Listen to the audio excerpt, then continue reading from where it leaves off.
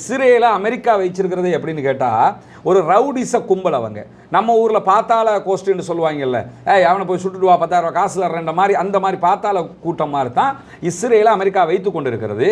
இஸ்ரேலுக்கு கை வைத்து விட்டு யுத்த நிறுத்தம் என்பது அசாதாரணமான விஷயம். இப்போ முதல்ல பாலஸ்தீன இஸ்ரேல் பிரச்சனையில் முதல்ல அட்டாக் பண்ணது யாரு? பாலஸ்தீன விடுதலை ராணுவம் தானே அட்டாக் பண்ணினாங்கல்ல.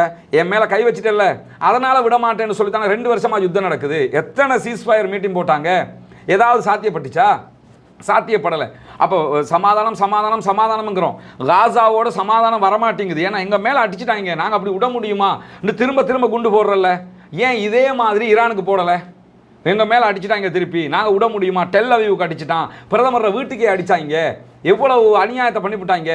எனவே நாங்கள் விட மாட்டோம். 12 நாள் யுத்தமா நாங்கள் தொடர்ந்து நடத்த போகிறோம். இப்படி நடத்த வேண்டியதானே? ஏன் நடத்தாமல் ட்ரம்ப் வழியா கெஞ்சினீங்க? ஈரானுங்கிறது ஒரு பரந்துபட்ட நாடு, நமக்கு தெரியும். பாரசீகம்ங்கிறது இந்த பக்கம் முழுவதும் அரபு நாடுகள். இந்த எல்லா அரபு நாடுகளும் சேர்ந்தா என்ன பூமி வருமோ அதே அளவுக்கு ஒரு பெரு பூமியை கொண்டது ஈரான். எனவே ஈரானுடைய நிலப்பரப்பு பெரியது. 9 கோடி மக்கள். இந்த 9 கோடி மக்கள் ஒரு இடத்துல இருக்கலைங்க. மாறி நீங்கள் டெல் அவீவ் எடுத்துக்கிட்டீங்கன்னா, இஸ்ரேல் எடுத்துக்கிட்டீங்கன்னா, இஸ்ரேல் ஒரு சிறிய நிலப்பரப்பு. அந்த இஸ்ரேல்னா ஆக்கிரமிக்கப்பட்ட பாலஸ்தீனம், அது சிறிய நிலப்பரப்பு. டெல் அவீவே வந்து துபாய் மாதிரி இருக்கும், நெருங்கி நெருங்கி நெருங்கி நெருங்கி இருக்கக்கூடிய சிட்டி. நம்ம கொழும்பு கூட அப்படி கிடையாதுல்ல, நெருக்கமான இடங்களை.